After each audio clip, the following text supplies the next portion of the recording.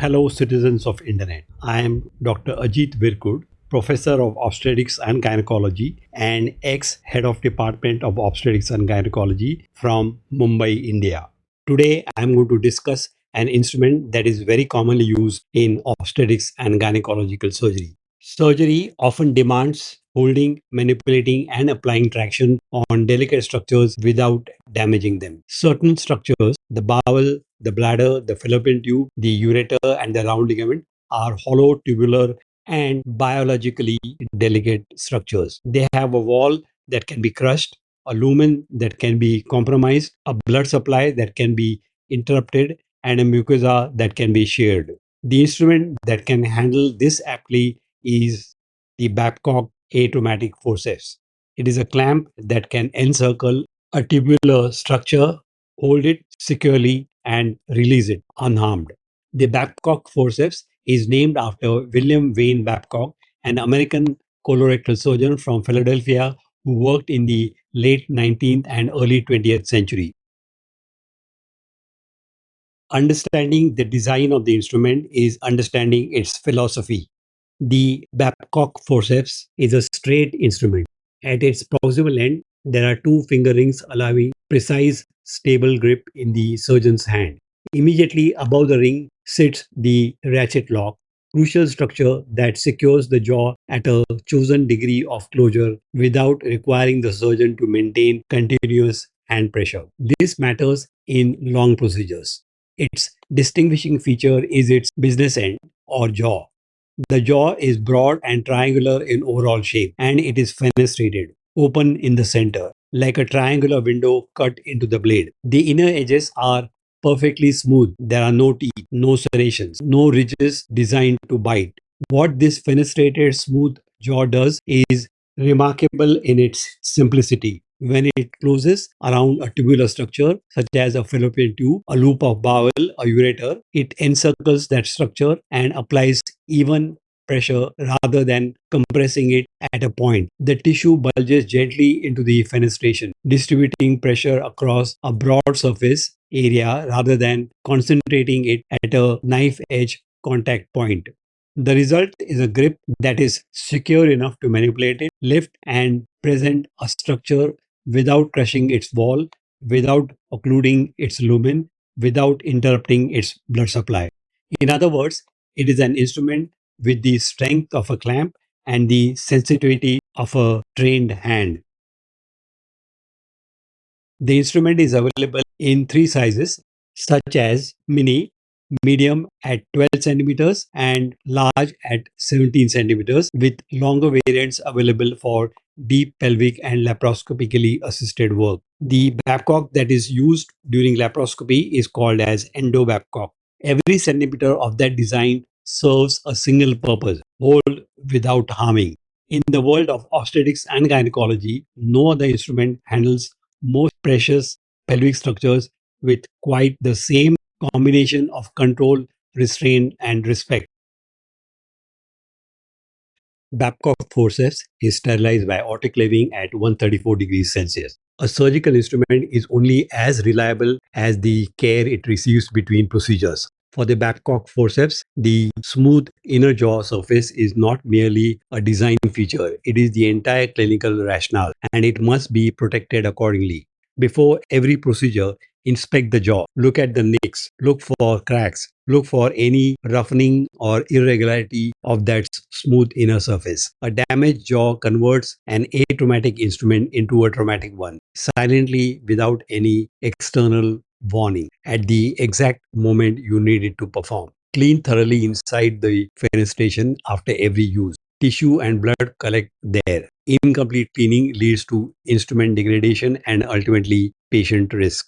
It must be stored carefully. The jaw geometry must remain perfectly symmetrical because it is that symmetry that ensures even pressure distribution when the instrument closes.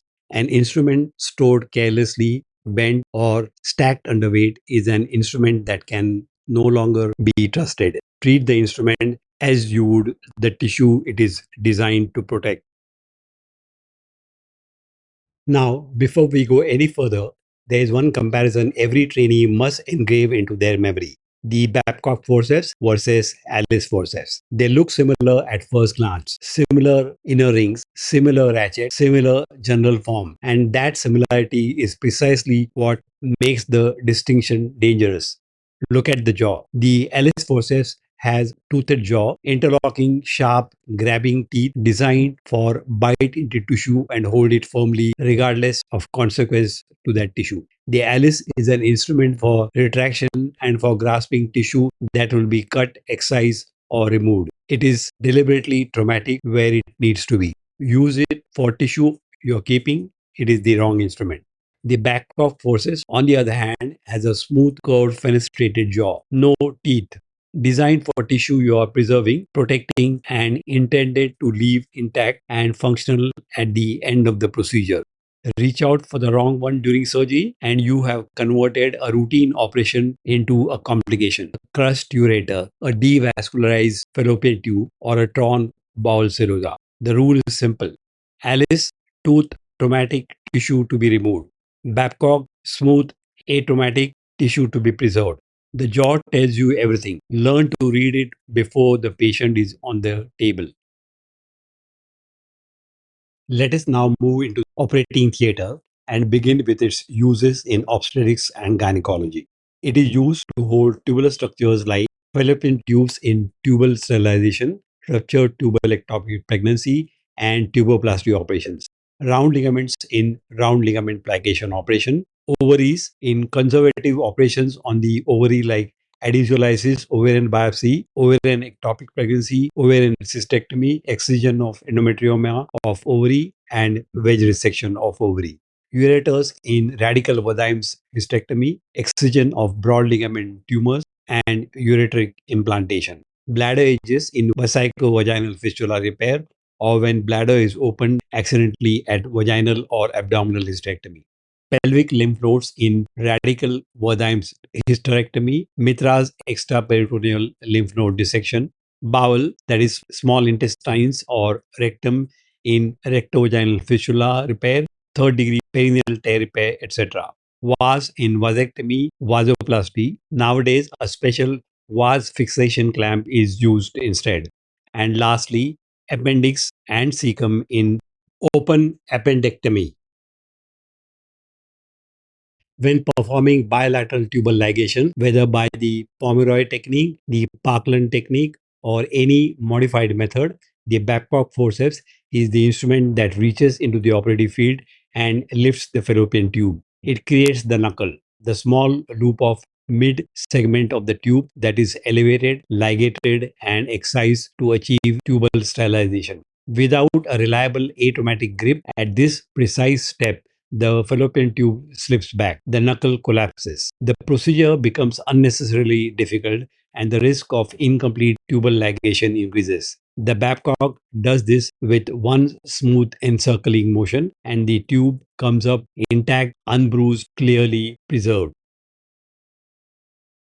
In the management of tubal ectopic pregnancy at open surgery, the Babcock stabilizes and presents the affected fallopian tube to the surgeon. Whether the plan is salpingostomy, that is opening the tube to remove the pregnancy, or salpingectomy, that is removing the fallopian tube entirely, the operative field must be controlled. The tube must be held steady in a bloodless, well presented position. The Babcock does this without adding further vascular injury to an already compromised and friable structure. In a situation where the patient may be already hemodynamically unstable, instrument technique matters.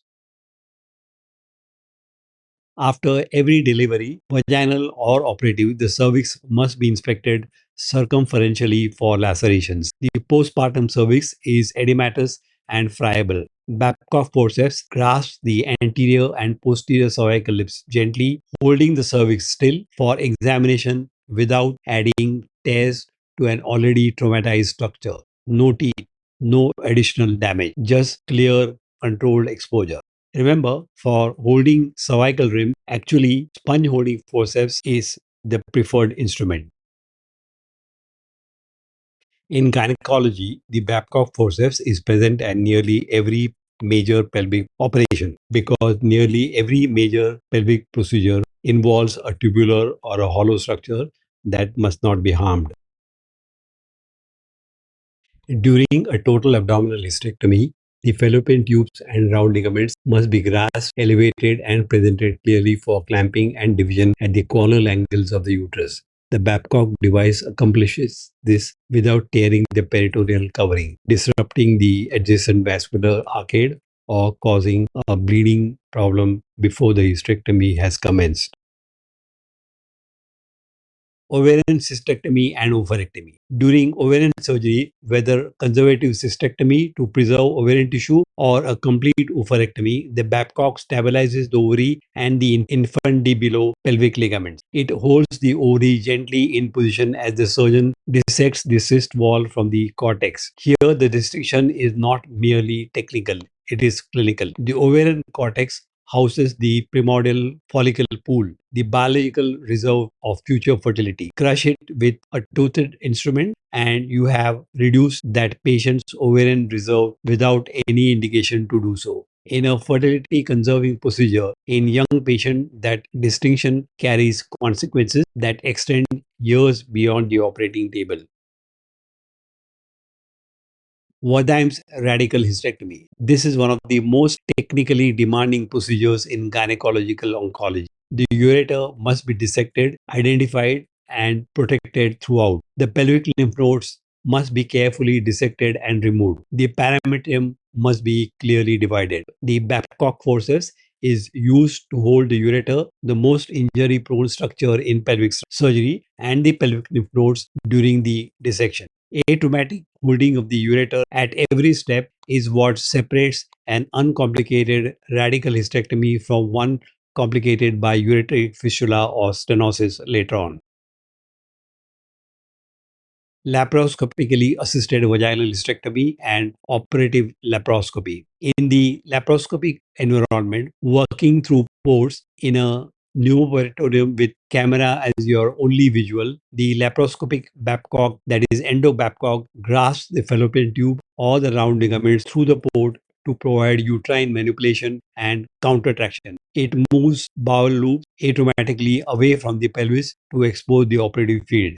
It stabilizes adnexal masses for the dissection of the infundibulopelvic ligament. Everything that makes it valuable in open surgery, the smooth jaw, the encircling grip, the ratchet control, translates directly to the laparoscopic platform.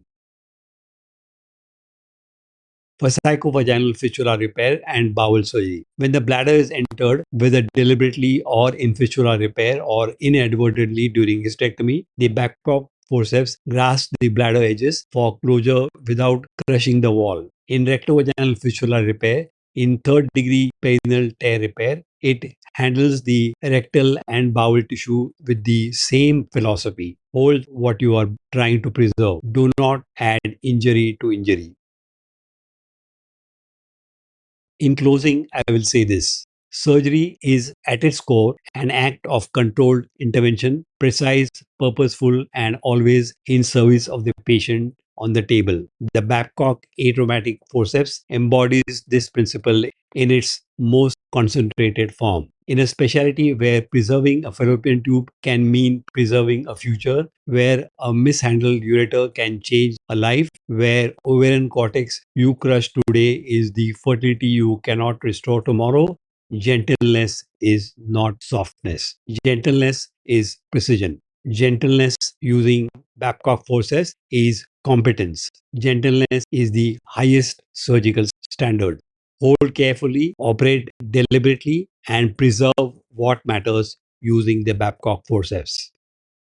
If you found this video useful, subscribe for complete OB-GYN surgical instrument series. Leave your questions and requests in the comments below. We will see you in the next instrument.